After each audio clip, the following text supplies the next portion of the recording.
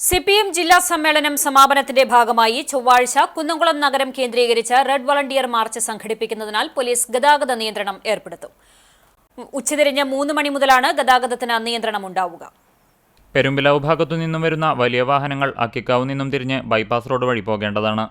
പൊതുസമ്മേളനം നടക്കുന്ന ചെറുവത്തൂർ ഗ്രൗണ്ടിനോട് ചേർന്ന പാറേമ്പാടം റോഡിൽ ഗതാഗത കുരുക്കുണ്ടാവുമെന്നതിനാൽ ചെറിയ വാഹനങ്ങൾ ഉൾപ്പെടെയുള്ളവ ചൊവ്വന്നൂർ അയ്യമ്പറമ്പ് അയ്യപ്പത്ത് റോഡ് വഴി പോകേണ്ടതാണ്.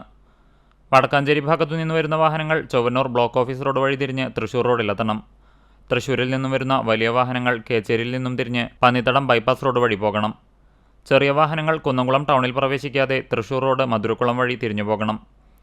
ഗുരുവായൂർ റോഡിൽ നിന്ന് വരുന്ന വാഹനങ്ങൾ കാണിയമ്പൽ വഴി തൃശൂർ റോഡിലേക്കും പെരുമ്പിലാവ് ഭാഗത്തേക്ക് പോകുന്ന വാഹനങ്ങൾ കിഴൂർ മങ്ങാട് പഴഞ്ഞി വഴി അക്കിക്കാവിലേക്കും എത്തണം.